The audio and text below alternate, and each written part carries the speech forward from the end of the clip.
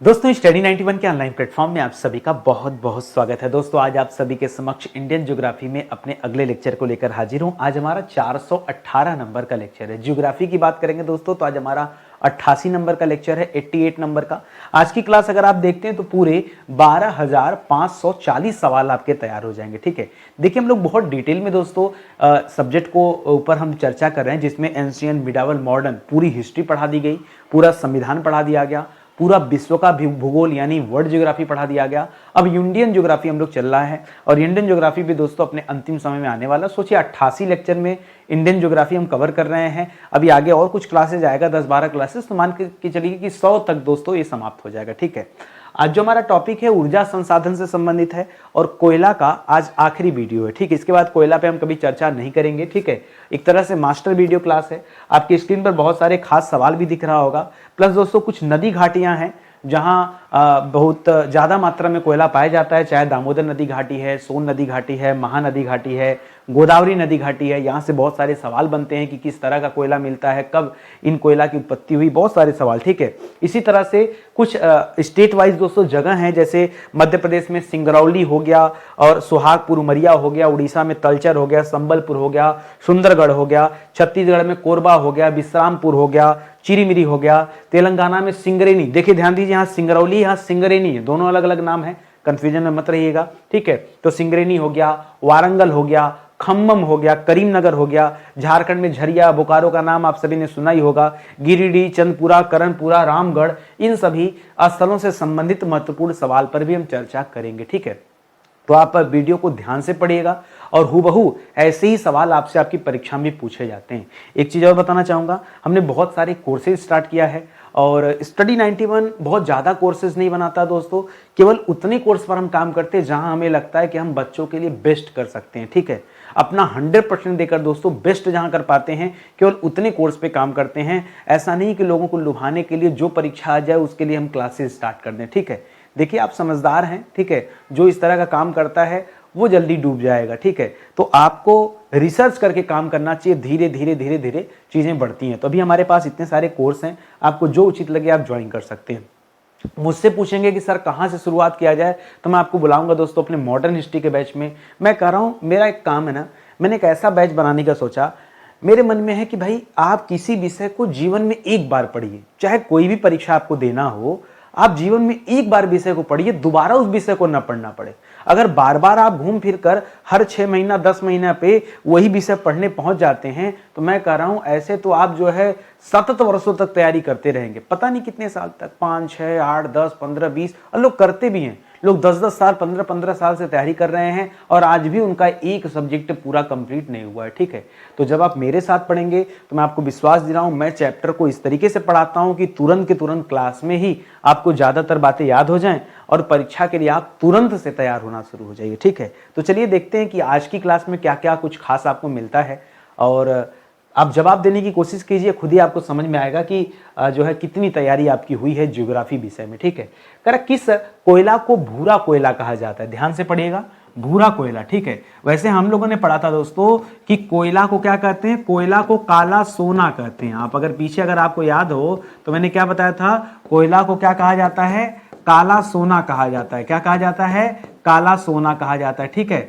और कपास को सफेद सोना कहा जाता है ना, किसको याद रखिएगा, काला सोना इसे कहा जाता है और कपास को क्या कहते हैं दोस्तों, तो कपास को सफेद सोना कहते हैं। क्या कहते हैं, सफेद सोना, यह कपास को कहते हैं। चलिए खैर अलग बात है। ठीक है, दूसरा भी पूछा दोस्तों, भूरा कोयला किसे कहते हैं। तो कोयले में दोस्तों कई सारी वैरायटी होती है, जो सबसे बढ़िया कोयला होता है वो एंथ्रेसाइट होता है, फिर बिटुमिनस का नंबर आता है, फिर लिग्नाइट का नंबर आता है, फिर उसके बाद लास्ट में पीट कोयला जो सबसे बेकार क्वालिटी का होता है। इसमें से जो लिग्नाइट कोयला होता है ना, जो लिग्नाइट कोयला होता है दोस्तों, लिग्नाइट कोयले को ही क्या कहा जाता है, भूरा कोयला कहा जाता है। इसे आप ध्यान में दे रखेंगे। ठीक है, इसे क्या कहा जाता है, इसे भूरा कोयला कहा जाता है। तो ये तथ्य भी आप अपने दिमाग में रखिएगा। ठीक है, तो सवाल आएगा तो ऑप्शन में लिग्नाइट जरूर मिलेगा और आप तब ये जवाब ढूंढ के दीजिएगा। ठीक है, अगला सवाल देखिए, करा कौन सा कोयला वास्तविक कोयला का प्रारंभिक रूप है। ठीक है, प्रारंभिक, जैसे हमारा मैं कहूं कि मनुष्यों का प्रारंभिक रूप क्या है,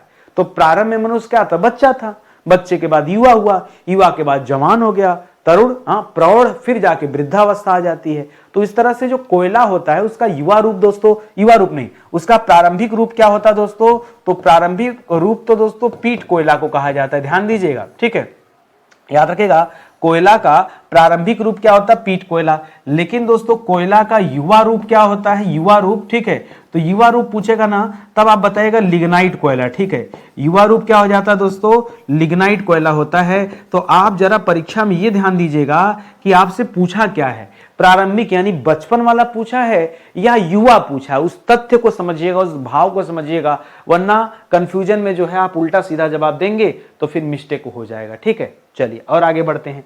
अगला सवाल दे रहा दोस्तों कि लिग्नाइट कोयले में गंधक की मात्रा कितनी होती, गंधक, जहां कहीं गंधक लिखे ना, गंधक का मतलब ही है सल्फर, ठीक है। गंधक का मतलब क्या है दोस्तों, सल्फर से है। करा सल्फर की मात्रा ये लिग्नाइट कोयले में कितनी होती है, तो लगभग 2% के आसपास पाई जाती है, 2 से 7% तक नोट कर लीजिए, 5, 6, 7, ठीक है, इसी के आसपास दोस्तों यहां पाया जाता है, ठीक है। एक चीज, दूसरा कोयला है तो कार्बन तो पाया ही जाएगा, कार्बन की मात्रा दोस्तों इसमें कितनी होती है, तो ध्यान दीजिएगा, मैंने गूगल किया और यहां पे मुझे बहुत ऊटपटांग जो है जवाब मिला है। हालांकि मेरे हिसाब से जो सही जवाब होगा वो लगभग 25 से 30%, लेकिन गूगल करने पर कई वेबसाइट ऐसी मुझे मिली जो इसका दोगुना जवाब दे रही थी, 60% तक। अरे 60% हो जाता तो फिर वो बिटुमिनस श्रेणी में आ जाता, या फिर एंथ्रेसाइट तो बहुत अच्छा होता है, ठीक है, तो वो बिटुमिनस श्रेणी में आ जाता, लेकिन ऐसा नहीं। लिग्नाइट में दोस्तों कोयला में कार्बन की जो मात्रा होती है इसी के आसपास होती है। एक चीज और याद रखेगा, लिग्नाइट कोयला दोस्तों बहुत खतरनाक होता है, बहुत खतरनाक, मानव जीवन के लिए ये बहुत ज्यादा खतरनाक माना जाता है क्योंकि इससे धुआं बहुत निकलता है, ठीक है। तो इसको भी आप याद रखेंगे, छोटी छोटी बातें हैं लेकिन ध्यान रखिए। कारण लिग्नाइट कोयला भंडार के शीर्ष प्रदेश कौन है, ठीक है, ऐसे 3 राज्य बताइए, ठीक है। लिग्नाइट कोयले के बारे में पूछ रहा है, ठीक है। तो दोस्तों जो आप जानते हैं वो जानते हैं दोस्तों तमिलनाडु, यही जानते हैं ना, तमिलनाडु। क्यों, तमिलनाडु का नेवेली वेली का नाम पढ़ते हैं तो आपको पता होता है कि तमिलनाडु में सबसे ज्यादा कोयले का भंडार है। फिर आप दोस्तों जम्मू कश्मीर में ऐसे कुछ जगह पढ़े लेकिन वहां भंडार ज्यादा नहीं है, ठीक है। भंडार पूछेंगे दोस्तों तो याद रखेगा नंबर 1 पर तमिलनाडु आएगा, फिर दोस्तों राजस्थान गुजरात का नंबर आता है, हाँ कंफ्यूजन बिल्कुल मत रहिएगा, फिर राजस्थान गुजरात का नंबर आता है। तो दूसरे नंबर पे दोस्तों ध्यान दीजिएगा राजस्थान आता है और तीसरे नंबर पे दोस्तों गुजरात आता है। मुझे पता है आप सबसे समस्या आ गई सर राजस्थान भी लिग्नाइट कोयले का भंडार है, हाँ करीब 12 से लेकर 15% के आसपास, उसी के बीच का कुछ आंकड़ा मुझे याद नहीं, ठीक है। उतना भंडार दोस्तों आपके राजस्थान में मिलता है और गुजरात में उससे कम मिलता है। मैं दोस्तों ये भंडार बता रहा हूं, मैं लिग्नाइट कोयले का रिजर्व बता रहा हूं कि रिजर्व दोस्तों इसका कहां कहां पर है, मैं केवल ये बात आपको बता रहा हूं, ठीक है। लिग्नाइट कोयले का रिजर्व ये किस किस राज्य में है मैं वो चीजें आपको बता रहा हूं, प्रोडक्शन की बात अभी मैंने किया ही नहीं, ठीक है। अगला सवाल करा, जो लिग्नाइट कोयला है इसका उत्पादक, ठीक है, इसका प्रोडक्शन करने वाला दोस्तों राज्य आपको बताना है कि इसका सबसे ज्यादा जो है प्रोडक्शन कौन करता है। पहली बात दोस्तों जिसके पास सबसे ज्यादा भंडार है, ठीक है, वही राज्य दोस्तों सबसे ज्यादा प्रोडक्शन भी करता है और सबसे ज्यादा भंडार है दोस्तों तमिलनाडु के पास। किसके पास है, तमिलनाडु के पास सबसे ज्यादा भंडार है। लेकिन दूसरे नंबर पे दोस्तों आंकड़ा बदल जाता है, प्रोडक्शन में राजस्थान पीछे आ जाता है और गुजरात दोस्तों इसको पछाड़ करके आगे चला जाता है, टेक्नोलॉजी इसके पास है, ठीक है, वहां बहुत सारी कंपनियों ने इन्वेस्टमेंट करके रखा है। तो राजस्थान रिजर्व में आगे होने के बावजूद भी प्रोडक्शन में दोस्तों ध्यान रखेंगे पीछे हो जाता है, हाँ ये पॉइंट आपको याद रखना है। तो मैंने आपको क्या समझाया, अगर लिग्नाइट कोयले के रिजर्व की बात करेंगे तो नंबर 1 पर तमिलनाडु है, ठीक है। तमिलनाडु ज्यादातर बच्चों को पता भी है क्योंकि नेवेली हर बच्चे को पता है लगभग, ठीक है, कि तमिलनाडु के नेवेली वगैरह में जो है करीमनगर नेवेली वगैरह में लिग्नाइट कोयले का भंडार मिलता है, ठीक है। तो ये आप ध्यान रखेंगे। चलिए और आगे चला जाना, लेकिन अच्छा रिजर्व और प्रोडक्शन दोनों में दोस्तों जो तमिलनाडु है सबसे आगे है, ठीक है। बाकी राजस्थान और गुजरात ये दोस्तों आपस में इंटरचेंज हो जाते हैं, ठीक है, ये आप ध्यान रखेंगे। चलिए आगे बढ़ते हैं, अगला सवाल देखिए। अगला सवाल दे रहा है कि लिग्नाइट कोयले का रंग जो भूरा होता है दोस्तों ये किस कारण से होता है, ठीक है। हमने पढ़ा कि भूरा रंग किसका होता है, पीछे ही पढ़ा था ना, तो हमने पढ़ा था दोस्तों जो लिग्नाइट कोयला होता है इसका रंग दोस्तों भूरा होता है। और लिग्नाइट कोयले में सल्फर की मात्रा कितनी होती है, तो 2 से लेकर के 7%, 5 मत लिखिए, 2 से लेकर 7% तक। और कार्बन की मात्रा कितनी होती है, तो लगभग 25 से 30% तक ना 25 से 30% तक। ये तथ्य दोस्तों हम लोग पीछे पढ़ चुके थे, लेकिन ये कारण नहीं है, ठीक है। इसके भूरे देखिए, वैसे तो आप देख, अच्छा मैं आपसे पूछूं कि कोयले का रंग सच में कैसा होता है, आप कैसा कोयला देखें? सर हम तो करिया देखें, काला ना, काला देखें। अच्छा मुझे ये छोड़ो भूरा भूरा की बात, ये बताओ कोयले का रंग काला क्यों होता है? अरे क्या सर, कार्बन बहुत ज्यादा उसमें होता है तभी तो काला होता है। अच्छा अच्छा अच्छा, तो कोयले का अगर कोई और रंग है काला को छोड़ करके तो क्यों होगा? सर कार्बन कम होगा, बस। बता तो दिया आपने उत्तर, आप कह रहे थे हमको उत्तर नहीं पता है। अरे आप ही तो बता रहे हो महाराज, करे उत्तर नहीं पता है। तो याद रखेगा, यहां क्या याद रखेंगे? कार्बन की कमी के कारण, ठीक है, कार्बन की कमी के कारण इसका रंग क्या हो जाता है दोस्तों? इसका रंग काला से हट करके भूरा हो जाता है। समझ गए ना, बस इतनी सी बात है। अच्छा ये जो कार्बन की मात्रा वाला मैंने सवाल बताया कि कहीं कहीं पे 60, 65, 70 दिया है, कहीं पे 25, 30 दिया है, तो आने ने दोस्तों 25, 30, 35 इसी के आसपास रखिएगा, इससे बाहर मत जाइएगा, ठीक है। ये यही दोस्तों सत्य होगा, ठीक है। अब एकदम फिक्स पूछेंगे तो भाई प्राकृतिक चीजें ना तौल के नहीं आता है, ठीक है, कि एकदम इतने कार्बन की मात्रा उसमें होगा, ठीक है। तो इस वजह से दोस्तों ये एवरेज रेंज पे चलता रहता है, इसको भी आप अपने दिमाग में रखिएगा। अगला सवाल, करा भारत में लिग्नाइट कोयला जो है यह मुख्यतः किन क्षेत्रों में मिलता है? करा कौन सा क्षेत्र है जहां पर ये लिग्नाइट कोयला पाया जाता है दोस्तों? तो बहुत सारा जगह है। अगर आप राज्य वाइज बात करेंगे, तो अभी दोस्तों हम लोगों ने कुल 3 राज्यों पे डिस्कस किया है, ठीक है, कि सबसे ज्यादा कोयला, लिग्नाइट कोयला दोस्तों कहां पर है? सबसे ज्यादा दोस्तों तमिलनाडु में है, ठीक है, तमिलनाडु में। तो मैं दोस्तों यहां रिजर्व की बात कर लेता हूं पहले, रिजर्व, ठीक है, मैं रिजर्व की बात कर लेता हूं, ठीक है। नंबर 2 पर रिजर्व दोस्तों राजस्थान के पास है, और नंबर 3 पर दोस्तों गुजरात के पास है। और दोस्तों यहीं पे अगर हम आपसे बात कर लें राज्य के मामले में ही प्रोडक्शन के बारे में, ठीक है, कि कौन सा राज्य दोस्तों सबसे ज्यादा प्रोडक्शन करता है, तब दोस्तों 3 राज्य में नंबर 1 पर तमिलनाडु आ जाता है, नंबर 1 पर तमिलनाडु, नंबर 2 पर दोस्तों गुजरात आगे आ जाता है, उसके पास टेक्नोलॉजी ज्यादा है, ठीक है, नंबर 3 पर दोस्तों राजस्थान आ जाता है, ठीक है। ये रिजर्व में आगे तो है लेकिन प्रोडक्शन में दोस्तों थोड़ा पीछे चला जाता है। अगर आपसे दोस्तों अन्य पूछे तब, इसको छोड़ करके अगर अन्य पूछ दिया तो अन्य में लिखिएगा। आप ये भी जानते हैं कि जम्मू कश्मीर में भी दोस्तों लिग्नाइट कोयले का भंडार है। इसके अलावा आप कुछ नहीं जानते तो जानिए दोस्तों, अगर केंद्र शासित राज्य पूछेगा ना तो पुदुचेरी याद रखना। हाँ, पुदुचेरी में भी दोस्तों लिग्नाइट कोयले का भंडार है। इतना ही नहीं, दक्षिण भारत में केरल में भी भंडार है। इसके अलावा पश्चिम बंगाल में भी थोड़ी बहुत मात्रा में जो है लिग्नाइट कोयला पाया जाता है, ठीक है। तो कुछ जो अन्य फैक्ट मैंने दिया इसको भी ध्यान में रखें। हो सकता है एग्जाम में इधर वाला ना दे करके इधर से कुछ पूछ दे, क्योंकि एग्जामिनर जानता है कि तमिलनाडु, राजस्थान, गुजरात के पीछे हर बच्चा पड़ा होगा। चलो जम्मू चलते हैं, चलो पुदुचेरी चलते हैं, और वहां जाके आपको फंसा देगा। तो आप थोड़ा उससे बचिएगा सवाल से, ठीक है। आपको पता होगा तो बच जाएंगे, नहीं पता होगा तो कर ही कह सकते हैं। करा पीट कोयले का निर्माण कहां होता है? बहुत अच्छा सवाल दे दिया दोस्तों। अच्छा मैंने आपको बताया था दोस्तों कि यह कोयले का प्रारंभिक चरण माना जाता है, ठीक है। यह कोयले के निर्माण का प्रारंभिक चरण, ठीक है, प्रारंभिक चरण माना जाता है। इसे आप ध्यान में रखेंगे। मैं बात करूं पीट कोयले, अच्छा ये तो प्रारंभिक चरण है तो ठीक है, लेकिन पूछा है लोकेशन बताइए कि इसका निर्माण होता कहां पर है। तो एक लाइन में याद रखिएगा, जो आपके परीक्षा में ऑप्शन मिलेगा ना वो मिलेगा दलदल में, ठीक है। कहां पर दोस्तों? जो दलदली भूमि होती, जो दलदल होता है, हाँ, पीट कोयले का निर्माण दोस्तों उसी दलदल में होता है, ये आप याद रखें। अब जब यही होता है तो मैं जबरदस्ती क्या ले जाके कहीं पहाड़ पे निकाल दूं? अरे भाई जो उत्तर है वो जानिए, जो परीक्षा में ऑप्शन देगा आपको उसी अनुरूप तो काम करना है। तो है तो प्रारंभिक चरण, लेकिन निर्माण कहां होता है? तो दलदल में निर्माण होता है। इस तथ्य को न भूलिएगा कभी। करा कार्बन की मात्रा के आधार पर सबसे निम्न कोटि का दोस्तों कोयला कौन सा है? तो सबसे निम्न कोटि का कोयला दोस्तों ये पीट कोयला होता है, ठीक है।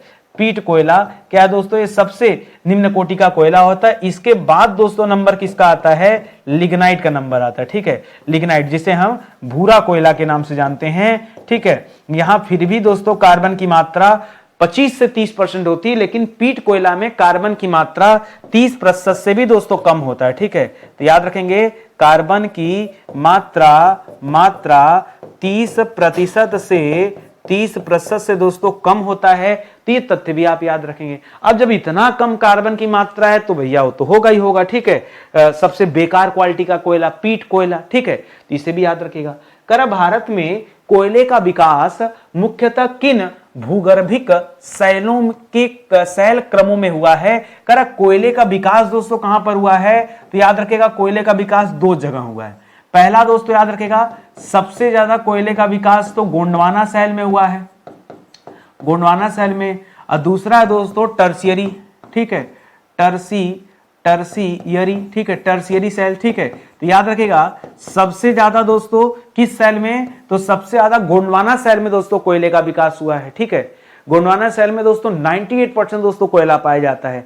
उसके बाद दूसरे नंबर पे टर्शियरी यहां पे आ जाता है। तो जब कभी आपको देगा कि कोयले का विकास किन भूगर्भ, देखिए यहां दे रहा है शैल, तो हम यहां नदी घाटी बोल नहीं सकते कि चलो दामोदर नदी घाटी, सोन नदी घाटी, गोदावरी लेके चले आपको, नहीं, कोई मतलब नहीं। आपसे पहाड़ पूछा है, शैल क्रम पूछा, तो आप उस आधार पे अपना जवाब दीजिए तो ज्यादा सही होगा। और आगे चलते हैं। अगला सवाल दे रहा है कि किस शैल क्रम के कोयले में राख एवं सल्फर की मात्रा अधिक होती? ठीक है, मैंने आपको समझाया था सल्फर की मात्रा दोस्तों, पीछे आपने पढ़ा था जो लिग्नाइट कोयला था दोस्तों, आज की क्लास में वहां पढ़ा था सल्फर की मात्रा करीब 2 से 7%। ठीक है, 2 से 7%। फिलहाल अभी के लिए पूछ रहा है कि सबसे ज्यादा जो है ये किस शैल क्रम में कोयले में जो है सल्फर की सबसे ज्यादा मात्रा होती है? तो याद रखेगा इस सवाल का जो सही उत्तर है वो है दोस्तों टर्शियरी। जी हाँ, जो टर्शियरी क्रम की जो शैल होती है, ठीक है, टर्शियरी क्रम की शैल जो होती है दोस्तों, ठीक है, इसमें याद रखेंगे सबसे ज्यादा सल्फर और राख की मात्रा मिलती है। और टर्शियरी के अंतर्गत कौन आता है दोस्तों? ये लिग्नाइट आता है। क्या सर ये बिटुमिनस से भी खराब होता है? जी हाँ यार, खराब होता है भाई, बिटुमिनस से नीचे श्रेणी में आता है।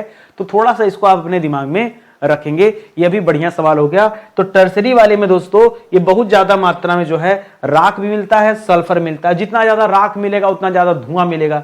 ये तो सोचने की बात है ना कि यहां अत्यधिक धुआं भी करता है। ठीक है, यह अत्यधिक धुआं भी देता है, प्लस अत्यधिक राख भी देता है, प्लस अत्यधिक जो है सल्फर भी होता है इसमें, प्लस कार्बन की मात्रा कम हो, ये सब ज्यादा होते हैं और कार्बन कम होता है। तो ये तथ्य भी आप याद रखेंगे।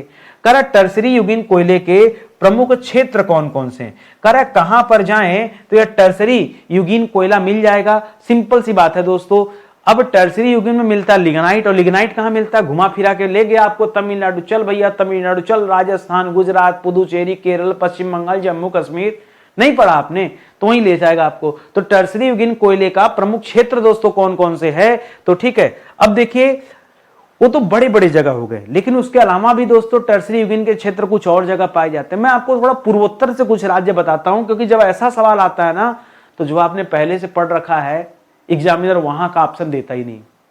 वो ऑप्शन में तमिलनाडु गायब, राजस्थान गायब, और उधर जो है जम्मू कश्मीर, ये सब देगा ही नहीं। अब कुछ पूर्वोत्तर का राज्य दे देता, और आप पूर्वोत्तर गए नहीं।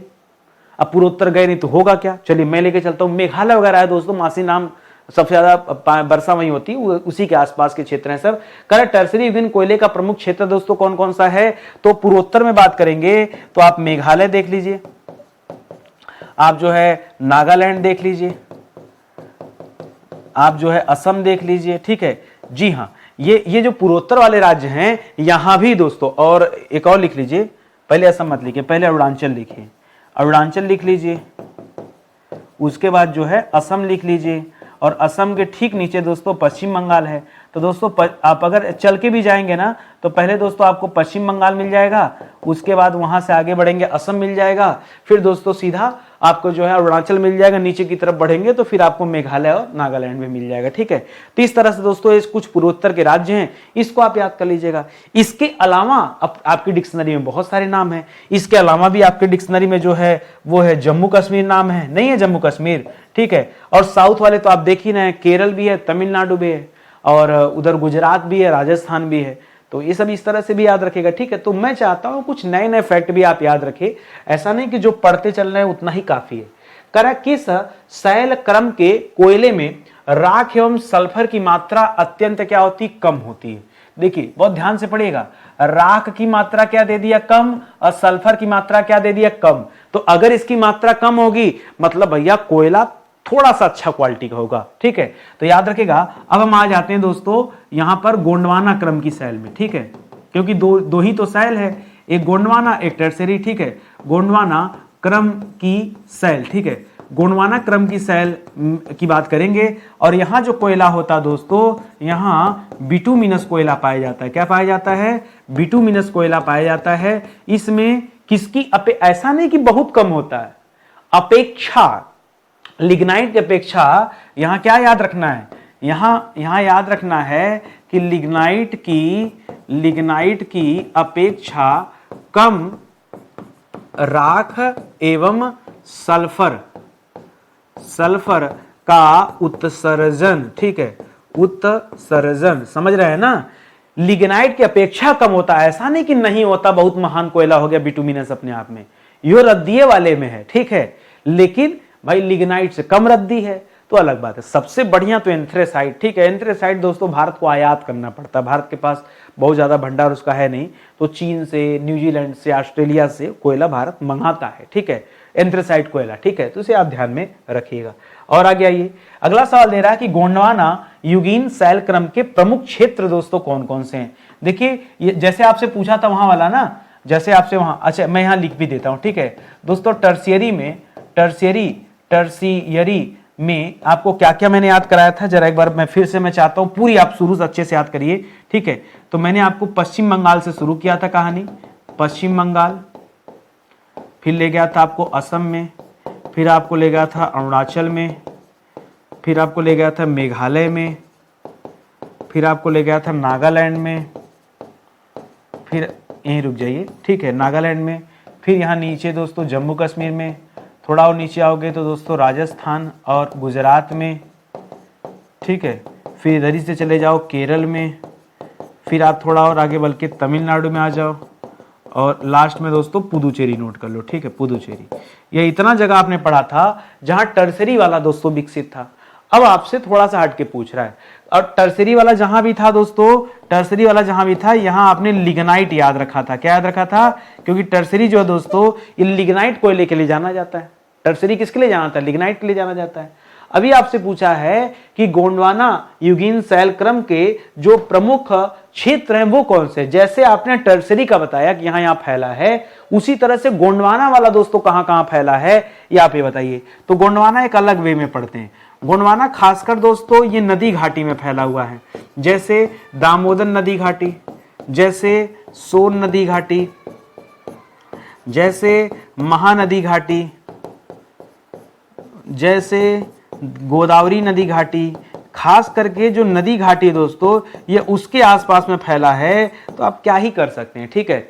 इन्हीं नदी घाटी के आसपास में दोस्तों बिटुमिनस कोयले का अथाह भंडार आपको मिलता है। इस तरह से आप इस पॉइंट को याद रखिएगा, ठीक है। आगे चलिए, अगला सवाल दे रहा है कि तमिलनाडु के अरकाट जिले में ये नेवेली नामक एक जगह है, कह रहा यहां पर किस प्रकार का कोयला मिलता है। अरे इसी को तो हम कब से इंतजार कर रहे थे कि कब मिलेगा, लिग्नाइट कोयला। क्या दोस्तों याद रखेंगे, लिग्नाइट कोयला जो दोस्तों ये आपके नेवेली में मिलता है, ठीक है। और नेवेली कहां पड़ता है, तो तमिलनाडु के अरकाट में मिलता है, ठीक है। तो इस तथ्य को भी आप याद रखिएगा। ध्यान देंगे दोस्तों, ये जो मैं जीएस की सीरीज चला रहा हूं ना, जो बच्चा शुरू से देखेगा उसकी इतनी बढ़िया जीएस पे कमांड बन जाएगी कि मैं क्या ही बताऊं। अगर आपने किसी भी कोचिंग से पढ़ रखा हो ज्योग्राफी, ठीक है, या ऑनलाइन या ऑफलाइन, या आप सेल्फ स्टडी कर रहे हो दोस्तों, मैं कहता हूं अगर ये वीडियो लेक्चर देख रहे हैं आप, क्या आपका कोई नुकसान है। मैं तो टाइम पास भी नहीं करता, ज़्यादा प्रमोशन भी नहीं करता, लाइव क्लास भी नहीं लेता कि जो है बच्चों का कमेंट पढ़ूं और बाद में आप इरिटेट हुई है क्लास देखकर। मैं इसीलिए लाइव नहीं लेता। लाइव में जिस समय क्लास चल रही उस समय तो थोड़ा मजा मिल सकता है, लेकिन जब आप बाद में लाइव क्लास को देखेंगे ना तो बड़ा डिस्ट्रैक्शन होता है, बार बार कमेंट पढ़ना, तो बच्चा डिस्ट्रैक्ट होता है। आधे घंटे की क्लास से पता चला बतियाने के चक्कर में 40 मिनट 1 घंटा चली गई, तो रोज आपका आधा घंटा ज्यादा फूकेगा। लेकिन पढ़ना आपको नितिन सर से है, तो आप कर पे क्या करेंगे, फूकेंगे अपना। मैं नहीं चाहता आप फूकिए, इसीलिए दोस्तों मैं आपको इस तरह से देता हूं कि आप केवल सुनिए, मेरी बातें सुनिए। लोग कहते हैं लाइव इसलिए कि डाउट आ जाए। अरे मास्टर ऐसा होना चाहिए कि डाउट पैदा ही ना हो। डाउट पैदा, आपको कितना डाउट आता है आप बताइए मुझे। मैं खुद ही बच्चों का कमेंट पढ़ता रहता हूं।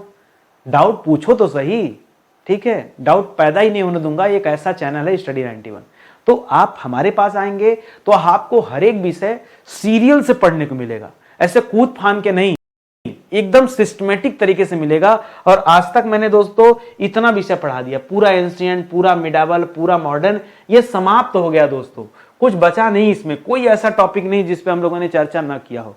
उसी तरह से संविधान, उसी तरह से विश्व का भूगोल, यह भी दोस्तों समाप्त हो चुका, कुछ बचा ही नहीं। इंडियन ज्योग्राफी है तो अभी चल रहा है, नाउ अभी चल रहा है, ठीक है। ये क्लास अभी कंटिन्यू है और 400 से ज्यादा लेक्चर दे दिया, 12,000 से ज्यादा सवाल पर डिस्कस कर दिया। इतना कुछ देने लेने के बाद भी अगर आप अपनी तैयारी न कीजिए तो उसमें मास्टर साहब का कितना दोष है?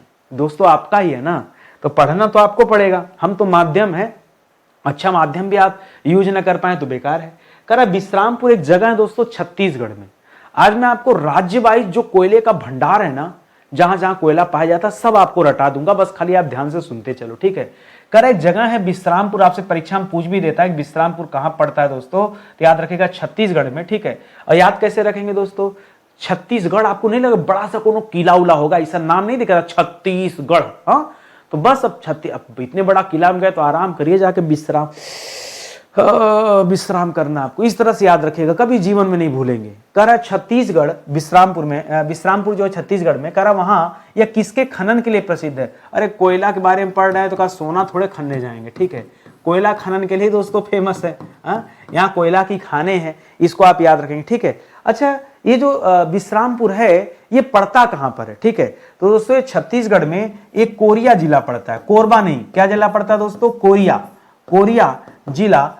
जिला पड़ता है। उसके अंतर्गत दोस्तों यह विश्रामपुर आता है, ठीक है। उसी के अंतर्गत ये विश्रामपुर आता है जहां पर ये कोयला खनन होता है। इसको आप याद रखेंगे, कोरिया जिला छत्तीसगढ़, इसे आप ध्यान में रखेंगे, इसी के लिए जाना जाता है। आगे देखिए, करा तलचर को दोस्तों कभी कभी तालचेर भी लिख देता है, कहीं कहीं पे तलचर को तालचेर भी दे देता है, ठीक है। तो तलचर वैसे ज्यादा सही है, ठीक है। करा ये किस राज्य में स्थित है? तो जो तलचर है दोस्तों यह आपके उड़ीसा राज्य में स्थित है। कहां स्थित है तलचर? आपके कहां पर है? यह उड़ीसा राज्य में स्थित है। और जिला, सर जिला भी पूछता है क्या? बिल्कुल जिला पूछता भैया। तो याद रखेगा यह अंगुल जिले में स्थित है। कहां पर? अंगुल जिला, ठीक है। अंगुल जिले में क्या पड़ता दोस्तों? यह तलचर पड़ता है जो कि उड़ीसा में स्थित है। और यह भी दोस्तों कोयला खादान यहां पर है दोस्तों। तो कोयला खादान से कोयला निकाला जाता है, ठीक है। तो इसे भी आप याद रखेंगे। एक सवाल और याद रखेगा, ये जो तलचर है ये ब्राह्मणी नदी घाटी में स्थित है, ठीक है। तो इसको दोस्तों जरा आप अलग से याद कर लीजिए, ठीक है। ये जो तलचर है ये कहां पर दोस्तों? याद रखेगा ये ब्राह्मणी नदी घाटी में दोस्तों अवस्थित है। इस तथ्य को भी दोस्तों आप याद रखिएगा। कभी कभी तलचर को कुछ अलग कनेक्ट करके अंगुल न दे करके ब्राह्मणी नदी घाटी आपसे पूछना चाहता है, तो ये तथ्य भी आप अपने दिमाग में रखिएगा। करा तेलंगाना के किस क्षेत्र में उच्च किस्म का कोयला मिलता है? तेलंगाना के किस, वहां नहीं, तमिलनाडु नहीं पूछा है, तेलंगाना पूछा है। तो तेलंगाना में दोस्तों कौन कौन सा जगह है जहां पर ये मिलता है? ध्यान दीजिएगा, एक जगह दोस्तों सिंगरौनी, ध्यान दीजिएगा सिंगरौनी, ठीक है। बहुत कंफ्यूजन भरा सवाल है, मैं थोड़ा सा आपका कंफ्यूजन दूर कर दूं। एक जगह सिंगरौनी तेलंगाना में स्थित है, जबकि एक जगह है सिंगरौली। क्या है दोस्तों?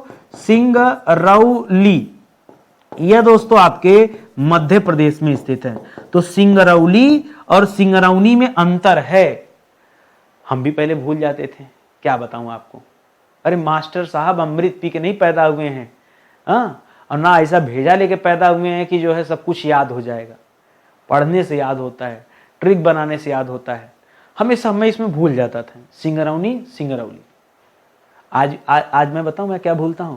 मैं मुजफ्फरनगर भूल जाता हूँ। मुजफ्फरनगर, कौन सा वाला यूपी में, कौन सा वाला बिहार में, हमेशा भूल जाता हूँ।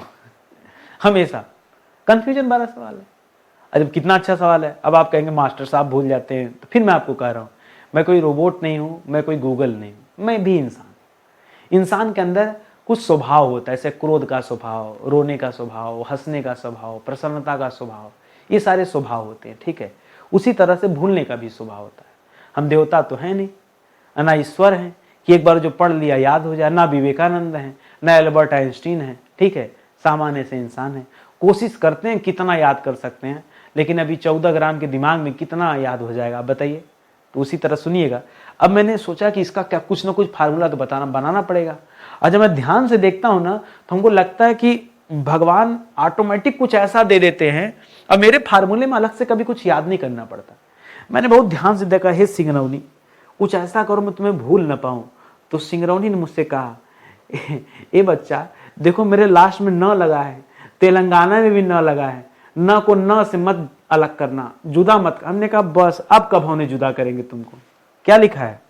तेलंगाना। क्या लिखा है? तेलंगाना, ठीक है। और कहा एक चीज और कर लेना, हमारा नाम सिंगरौनी नहीं है, हमारा नाम सिंगरैनी है।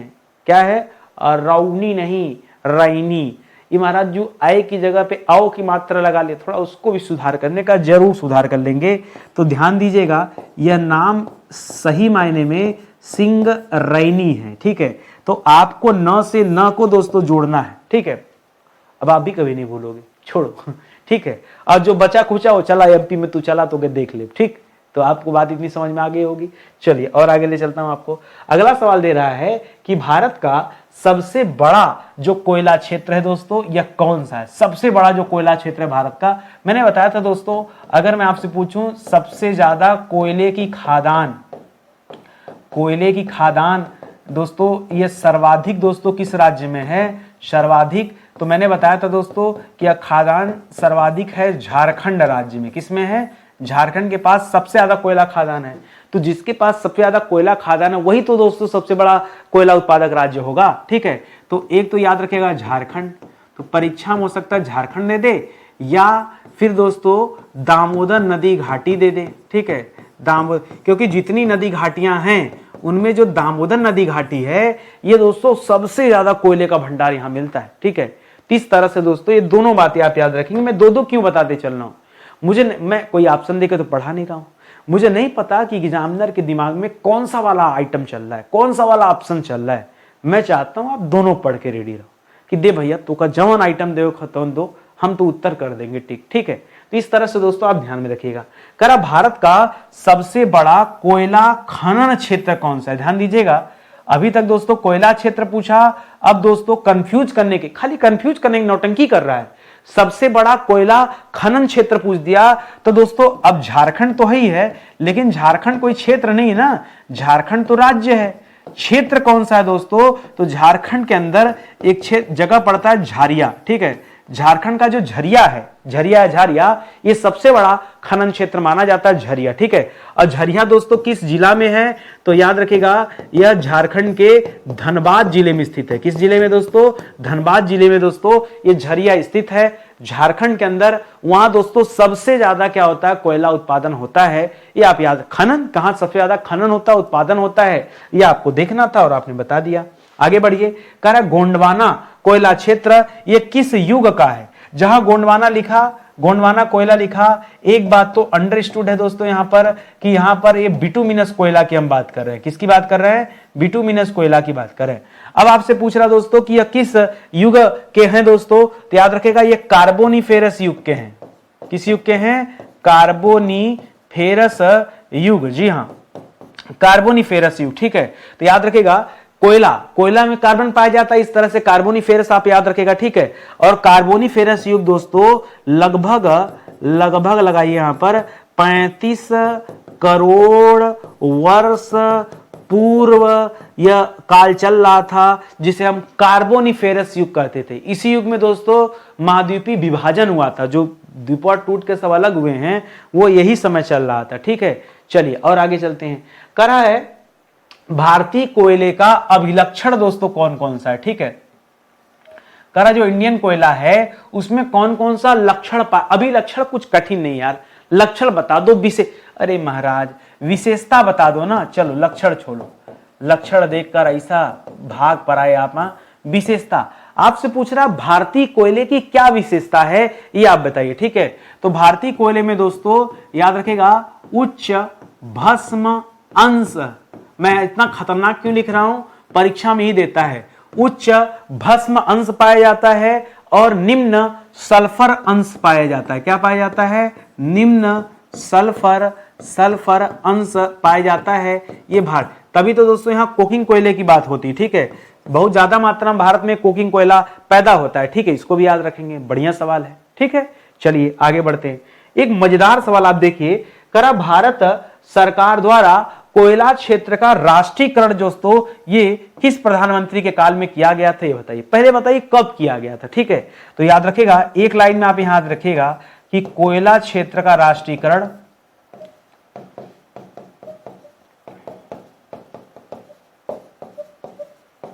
अगर सन की बात करेंगे दोस्तों तो यह किया गया था 1973 ईस्वी में। अगर प्रधानमंत्री की बात करेंगे तो याद रखिएगा यह किया गया था इंदिरा गांधी के द्वारा। किसके द्वारा किया गया था? इंदिरा गांधी। आपने केवल बैंकों का राष्ट्रीयकरण पढ़ा है। चलिए बताइए, सर्वप्रथम दोस्तों 14 बैंक का राष्ट्रीयकरण किया गया था। 14 बैंक का राष्ट्रीयकरण दोस्तों किया गया था। आपको पता होगा यह कब किया गया था? किया गया था 1969 में। वही साल है जिस साल नील आर्मस्ट्रांग जो है वो चंद्रमा पे गए थे और इसी साल इसरो की स्थापना हुई थी। 1959 याद रखेगा, इसी साल दोस्तों इसरो की स्थापना भी दोस्तों की गई थी। सब जुड़ा हुआ पॉइंट है तो ध्यान तो देना पड़ेगा। डीआरडीओ पहले बन गया था। डीआरडीओ जो आप देखते हैं, डीआरडीओ का स्थापना 1958 में हो चुका था, जबकि इसरो की स्थापना कब हुआ है? 1969 में हुआ है, ठीक है। तो समझ में आ गया ना। कोयला पर कोयला क्षेत्र का राष्ट्रीयकरण 1973 में हुआ और किस प्रधानमंत्री के काल में? तो इंदिरा गांधी के कार्यकाल में। और एक दो लाइन और याद रखें, ठीक है, कुछ खास बताता हूं यहां पे। एक है दोस्तों कोकिंग कोयला। क्या दोस्तों? एक सवाल मैं दे रहा हूं, एक है कोकिंग कोयला, ठीक है, एक है कोकिंग कोयला। तो आपसे अलग अलग सवाल पूछता है कि कोकिंग कोयला और खादान लिख दीजिए, कुकिंग कोयला खादान और गैर कोकिंग कोयला खादान। कुकिंग मतलब ऐसा कोयला जिसका इस्तेमाल खाना बनाने में होता है और जिसका इस्तेमाल खाना बनाने में नहीं होता है, ठीक है। ये दो बातें। तो इन दोनों खादानों का राष्ट्रीयकरण जो है वो अलग अलग टाइम पे हुआ है। इसका जो राष्ट्रीयकरण है ये अलग अलग समय पे हुआ है। इसमें से अगर कोकिंग कोयला की बात करेंगे तो इसका राष्ट्रीयकरण 1971-72 में हो गया था, जबकि जो गैर कोकिंग कोयला था इसका राष्ट्रीयकरण 1973 में हुआ है, ठीक है। तो ये भी आप याद रखेंगे। क्या पता परीक्षा में खाली 1973 न दे करके कोई नौटंकी साथ दे गैर कोकिंग डाल के। अब फिर तो बच्चे परेशान हो जाएंगे कि नितिन सर तो 1973 बताएंगे, तो सोचेंगे नहीं कि 1973 कोयले के लिए बोले थे, गैर कोकिंग और कोकिंग कोयले के बारे में उन्होंने नहीं कहा था। तो आप अलग अलग बल्कि याद कर लो तो झंझट ही खत्म हो जाए हमेशा हमेशा के लिए। आगे आ जाइए। करा कोयले की राख में कौन सी धातुएं दोस्तों अंतर्विष्ट होती हैं? ये जो कोयले की राख पाई जाती है उसमें कौन सी धातुएं मिलती हैं? बहुत कुछ मिलता है, ठीक है। तो याद रखेगा राख के अंदर जो परीक्षा में आता है, एक याद रखेगा, एक पाया जाता आर्सेनिक, बहुत खतरनाक होता है ना आर्सेनिक, ठीक है, आर्सेनिक। दूसरा होता दोस्तों पारद, ठीक है। पारद जानते हैं कि नहीं? पारद, ठीक है, नहीं जानते तो ढूंढिए जाके, अब इतना क्या बताएं आपको, ठीक है। तीसरा होता लेड या सीसा को लेड कहते हैं, वह भी दोस्तों राख में मिलता है। कोयले की राख में आर्सेनिक भी मिलता है, इसीलिए कहा जाता है कोयला जलाने के बाद जो राख है उसे पानी वगैरह मत डालिए, नहीं तो जल में आर्सेनिक की मात्रा बढ़ जाएगी तो जल के अंदर रहने वाले जो जीव हो खत्म हो जाएंगे। आर्सेनिक तो प्रदूषित कर देगा पानी को ना, और उसमें लेड भी होता है। मछलियां के गलफड़ों में वो लेड जाएगा तो जिंदा बचेंगी, इसलिए कभी ऐसा मत कीजिएगा, ठीक है। तो पारद यानी पारा और लेड यानी सीसा और आर्सेनिक, ये तीनों चीजें दोस्तों कोयला की राख में अंतर्विष्ट होती हैं, इसको भी ध्यान में रखिएगा। करा कोयला संचालित विद्युत संयंत्र पर्यावरण में क्या उत्सर्जित करते हैं? कोयला संचालित विद्युत संयंत्र पर्यावरण में क्या उत्सर्जित करते हैं, ठीक है। फिर से, कोयला संचालित जो विद्युत संयंत्र हैं यानी बड़े बड़े जो बिजली घर हैं वो पर्यावरण में क्या अच्छा कोयला जलाने पे, कोयला दहन करने, ये ऐसा ही सवाल दोस्तों कि कोयला दहन करने पे दोस्तों ये क्या उत्पन्न होता है, ऐसे समझिए। ये विद्युत जो संयंत्र हैं, ये कोयला यहां दहन होता है, कोयला दहन होता है। तो कोयला दहन होने के बाद क्या पैदा होता है, ठीक है। तो याद रखिएगा पैदा होता, क्योंकि कोयले में होता सल्फर, तो इसलिए पैदा होता है दोस्तों सल्फर डाई ऑक्साइड। क्या पैदा हो जाता है दोस्तों? सल्फर डाइऑक्साइड, जिसे आप SO2 कहते हैं। क्या कहते हैं? SO2 सल्फर डाइऑक्साइड पैदा हो जाएगा, प्लस दोस्तों याद रखेंगे यहां नाइट्रोजन के ऑक्साइड भी पैदा हो जाते हैं, नाइट्रोजन के ऑक्साइड, ठीक है, नाइट्रोजन के ऑक्साइड भी पैदा हो जाते हैं, मतलब उत्सर्जित होते हैं वायुमंडल में, जो कि बहुत ज्यादा हानिकारक होता है। तो ये दोनों तथ्य दोस्तों आप यहां पे ध्यान में रखेंगे। आगे बढ़िए, करा विश्व का सबसे बड़ा कोयला आधारित स्पंज आयरन, हाँ स्पंज आयरन बहुत ज्यादा मात्रा में, स्पंज यानी आयरन का थोड़ा मुलायम क्वालिटी है, इससे मोड़कर दोस्तों बहुत सारी चीजें बनाई जाती हैं। तो स्पंज आयरन निर्माण सुविधा ये जिंदल इस्पात, जी हाँ जिंदल इस्पात एवं विद्युत लिमिटेड दोस्तों कहां स्थित है, ठीक है, निर्माण सुविधा जिंदल इस्पात एवं विद्युत लिमिटेड, ये कहां पर, अच्छा कहां पर बना, खाली लोकेशन आपसे पूछ रहा है, याद रखिए दोस्तों ये बना हुआ रायगढ़ में, ठीक है, कहां पर, रायगढ़। और रायगढ़ कहां दोस्तों, रायगढ़, अब भैया छत्तीसगढ़ विश्रामपुरा, तो याद रखें रायगढ़ भी दोस्तों ऐसा खतरनाक नाम है, एक्चुअली ये इतना खतरनाक लिख दिया ऐसे नहीं है, इसका नाम मैं आपको बता दूं, मुझे भी अटपटा लग रहा है, इस कंपनी का नाम है जिंदल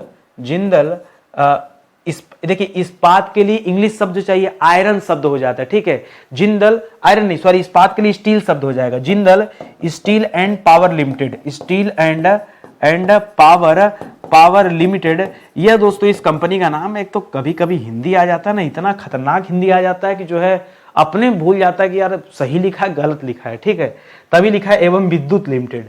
चलिए कोई बात नहीं, आगे देखिए, करा दामोदर नदी घाटी में स्थित कोयला क्षेत्र दोस्तों कौन सा है, दामोदर नदी घाटी, वो बिटुमिनस वाला पूछ रहा दोस्तों आपसे, ठीक है, तो बहुत कुछ है दोस्तों, पूरा झारखंड नहीं पे है, दामोदर नदी घाटी का नाम ले लिया तो पूरा का पूरा झारखंड आपको बताना पड़ेगा, ठीक है, और झारखंड बोल दिया तो झारखंड में बोलिए कौन कौन सा दोस्तों, झारखंड में झरिया बताइए, झारखंड में और क्या बताइए, झारखंड में झरिया धनबाद वाला, ठीक है, बोकारो, ठीक है, फिर देखिए करणपुरा, ध्यान दीजिएगा यहां दो पूरा मिलेंगे, अब पूर्ण मत कीजिएगा, करणपुरा यही दोस्तों सही नाम है, करणपुरा और चंद्रपुरा, ठीक है, करणपुरा और चंद्रपुरा और रामगढ़, ठीक है, ये कम से कम दोस्तों 5-6 जगह, कितना जगह 5 हो गया ना, ये 5 जगह दोस्तों किसका है, ये आपके झारखंड का है, ठीक है, झारखंड में जो कोयला है दामोदर नदी घाटी में झरिया, बोकारो, करणपुरा, चंद्रपुरा, रामगढ़ में दोस्तों पाया जाता है, ये आप याद रखेंगे। इसी के साथ दोस्तों एक लाइन और ऐड कर लीजिए, इसी के साथ पश्चिम बंगाल भी ऐड कर लीजिए, अलग से क्या पढ़ना, पश्चिम बंगाल में एक जगह है रानीगंज, पश्चिम बंगाल में एक जगह रानीगंज, उसको भी दोस्तों ऐड कर लीजिए, वहां पर भी दोस्तों ये बिटुमिनस क्वालिटी का कोयला पाया जाता है और यह भी दोस्तों दामोदर नदी घाटी के अंतर्गत आता है, तो इसे आप ध्यान में रखिएगा। आगे बढ़िए, सोन नदी करा सोन नदी घाटी में स्थित कोयला क्षेत्र है, ठीक है, सोन नदी घाटी में कौन कौन सा कोयला क्षेत्र स्थित है ये आपको बताना है। सोन नदी निकलती दोस्तों मध्य प्रदेश से, कहां से निकलती है, मध्य प्रदेश से। तो जब मध्य प्रदेश की बात करेंगे तो पहले आप किसकी बात करेंगे, सिंगरैनी करेंगे कि रौली करेंगे, सर ल करेंगे, न वाला तो तेलंगाना में है, आपने बुद्धि में डाल दिया था, तो सिंगरौली याद रखेगा नंबर 1 पर। नंबर 2 पर दोस्तों उमरिया याद रखेगा, उमरिया याद रखेगा, और एक और याद रखेगा सोहागपुर, क्या याद रखेंगे, सोहागपुर, ठीक है, ये तो पूरा एमपी वाला, ये 3 जगह दोस्तों एमपी का हो गया। इसी तरह से थोड़ा बहुत दोस्तों उत्तर प्रदेश में भी दोस्तों ये सोन नदी घाटी के कुछ क्षेत्र आ जाते हैं, उत्तर प्रदेश में भी ये दोस्तों सिंगरौली वाला आ जाता है, क्योंकि इसी के नाम से दोस्तों एक मिर्जापुर में प्लांट भी लगा हुआ है। एक और याद रखिएगा यहां पर आप, एक जगह है ललमटिया, पूछता है, अलग से बता रहा हूं, ये इसमें मत इंक्लूड कीजिएगा, ठीक है, एक जगह है ललमटिया पूछता है, जो ललमटिया है कोयला क्षेत्र के लिए जाना जाता है, ये कहां पर है, तो ये राजमहल पहाड़ी क्षेत्र में स्थित है। कहां पर है दोस्तों, ये राजमहल पहाड़ी क्षेत्र में स्थित है दोस्तों ललमटिया। इसको भी थोड़ा आप अपने दिमाग में रखिएगा, अचानक से कभी से मेरे दिमाग में पिंच कर रहा है, और जब तक ना निकालता अंदर से बाहर तब तक नहीं आता, ठीक है। महानदी घाटी में स्थित कोयला क्षेत्र कौन सा दोस्तों, तो याद रखिएगा महानदी को उड़ीसा का शोक कहा जाता है भैया, क्या कहा जाता है, इसे उड़ीसा का शोक कहा जाता है। क्यों? इसकी वजह से उड़ीसा में बहुत ज्यादा दोस्तों बाढ़ आता है। यानी यहां जिस राज्य को इंडिकेट कर रहा है, यह उड़ीसा राज्य को इंडिकेट कर रहा है। तो उड़ीसा में दोस्तों कौन कौन सा जगह आ जाएगा? ठीक है, उड़ीसा छत्तीसगढ़ दोनों जगह भी चलते हैं। तो पहले दोस्तों जो पीछे आपने एक पढ़ा था तलचर, उसे याद रखिए। दूसरा दोस्तों याद रखेगा संबलपुर। हाँ, संबलपुर, उड़ीसा में तलचर और संबलपुर याद रखेगा, और सुंदरगढ़ याद रखेगा। ठीक है, सुंदरगढ़, ठीक है, सुंदरगढ़ याद रखेगा। ये दोस्तों आपके उड़ीसा में हो गए। इसी तरह दोस्तों छत्तीसगढ़ में, ठीक है, ये भाई एक मिनट रुको रुको रुको, कोरबा तो नहीं लिख दिया है? हाँ, बोकारो है। ठीक है, हमको लगा कि कहीं ऐसा ना मैं कोरबा तो नहीं लिख दिया छत्तीसगढ़ में, क्योंकि कोरबा जो है दोस्तों ये छत्तीसगढ़ में स्थित है। ठीक है, तो आइए अब छत्तीसगढ़ की बात करते हैं। छत्तीसगढ़ में कौन कौन सा दोस्तों जगह है? तो याद रखेगा छत्तीसगढ़ में जो सबसे बड़ा दोस्तों कोरबा है, दूसरे नंबर पे विश्रामपुर है। मैंने पीछे आपको बता दिया था ना कि चल के कहां विश्राम करना है, छत्तीसगढ़ में विश्राम करना है, तो विश्रामपुर याद रखेगा। और एक और याद रखेगा चिरमिरी। क्या? चिरमिरी। क्या याद रखेंगे? चिरमिरी, चिरीमिरी नहीं, चिरमिरी। ठीक है, ये दोस्तों छत्तीसगढ़ में हो गया। तो ये सब दोस्तों महानदी घाटी में स्थित है। छत्तीसगढ़ वाला और ये उड़ीसा वाला, दोनों महानदी घाटी में। ठीक है, और एक अलग से और लिख लीजिए, नरसिंहपुर पूछता है परीक्षा में। क्या पूछता है दोस्तों? नरसिंहपुर। ठीक है, पूछता है नरसिंहपुर कहां है दोस्तों? तो याद रखेगा यह सतपुड़ा वाले बेल्ट में स्थित है। कहां स्थित दोस्तों? नरसिंहपुर जो है ये सतपुड़ा पर्वतीय क्षेत्र में दोस्तों स्थित है। इसे भी दोस्तों आप अलग से याद रखेगा। एक और पूछता है आपसे वर्धा में स्थित है चंद्रपुर। ठीक है, क्या है दोस्तों? चंद्रपुर। ठीक है, चंद्रपुर। मैं इसको इसलिए बता रहा हूं, पीछे वो कर्णपुर आपने पढ़ा है और चंद्रपुरा पढ़ा है। चंद्रपुरा जब लिखेगा तब दोस्तों आप उसको झारखंड भेज दीजिएगा, और चंद्रपुर जब लिखेगा तब वर्धा महाराष्ट्र भेज दीजिएगा। ध्यान दीजिएगा, वर्धा नदी महाराष्ट्र। ठीक है, तो ये दोस्तों वहां चला, ये चंद्रपुर है, और वहां जो पड़ा था वो चंद्रपुरा था। वहां दो पुरा था, एक चंद्रपुरा था, एक कर्णपुरा था। ठीक है, या बार बार रिपीट करने से दोस्तों याद होगा। आप ऐसा नहीं कुछ खा के नहीं बैठना पड़ेगा। ठीक है, ऐसे ही दोस्तों पढ़ना पड़ेगा धीरे धीरे। करा गोदावरी नदी घाटी में स्थित गोदावरी नदी वही महाराष्ट्र से निकलती है। ठीक है, तो करा गोदावरी नदी में स्थित कोयला क्षेत्र कौन सा है? तो निकलती चाहे जहां से दोस्तों आना उसको लेकर तेलंगाना तक है। कहां तक है दोस्तों? तेलंगाना। अब तेलंगाना में तो सर वो आपने सिंगरैनी बताया था, अब राव नहीं कहेंगे सर, बड़ा इज्जत से हाथ जोड़कर बोली थी ये सिंगरैनी। ठीक है, तो एक तो सिंगरैनी है, दूसरा दोस्तों और आपको बताया था शुरू में ही वारंगल बताया था, खम्मम बताया था, याद है ना, खम्मम बताया था, करीमनगर में बताया था शुरू कवर पेज पे। ठीक है, कवर पेज पे जब चर्चा कर रहे थे तब वहीं पे मैंने आपको 3-4 नाम दे दिया था। ये तेलंगाना वाले बेल्ट के हो जाएंगे। अब बाकी वर्धा जो है दोस्तों, मैंने वर्धा ध्यान दीजिएगा, फिर से लिख दे रहा हूं, वर्धा जो है दोस्तों, वर्धा में जो है उसका नाम है चंद्रपुर, न कि चंद्रपुरा। ध्यान दीजिएगा, बार बार समझा रहा हूं, चंद्रपुरा कर्णपुरा झारखंड में चला जाएगा। तो कंफ्यूजन में आप गलत जवाब मत दीजिएगा, ये आप ध्यान रखिएगा। मैं बार बार समझा रहा हूं। ये जो लेक्चर है कई बार बच्चों को लगता है सफिशिएंट, इसी को पढ़ के मजा आ जा रहा है। अरे भैया, थोड़ा मजा मेरे डेमो क्लास से ले लो। आप स्टडी 91 ऑफिशियल का एप्लीकेशन डाउनलोड कर लीजिए, ऑफिशियल वाला। ठीक है, और वहां आइएगा, बैच में आइएगा मॉडर्न हिस्ट्री। एक बार बैच में आइए, डेमो क्लास देखिए, क्योंकि जब आप मुझसे पढ़ेंगे ना तो आपको लगेगा कि सच में विषय तुमने पढ़ा ही नहीं कभी। तमाम जगह ऑनलाइन ऑफलाइन भटकते रहे, लेकिन क्या पढ़ना चाहिए किसी अध्यापक ने हमें सिखाया ही नहीं। अब मुझसे पढ़ के देखो, एक बार एक विषय पढ़ के देखो, फिर ऑटोमेटिक आप कहोगे नहीं सर, मुझे तो हर विषय आपसे ही पढ़ना है, धीरे धीरे आराम आराम से। और कई बच्चा सोचता है कि हम 6 महीना में बहुत कुछ उखाड़ देंगे। अरे भैया रुको मेरे महाराज, धीरे धीरे उखाड़ो। जितना तेजी से सीखोगे उतना तेजी से भूलोगे। तो पहले इत्मीनान से हर चीज के पीछे रीजन जानते हुए पढ़ो। मैं आपको बैच खरीदने के लिए नहीं, सिर्फ बैच का डेमो देखने के लिए बुला रहा हूं। डेमो देखेंगे ऑटोमेटिक आपको समझ में आएगा कि हमको बैच ज्वाइन करना चाहिए या नहीं ज्वाइन करना चाहिए। छोटे से बच्चे तो है नहीं, ठीक है, तो आपको ऑटोमेटिक समझ में आ जाएगा। फिलहाल सेशन ही समाप्त होता है, मिलते हैं दोस्तों अगले लेक्चर में। तब तक के लिए बहुत बहुत धन्यवाद आप सभी का। जय हिंद, जय Bharat. Thank you so much.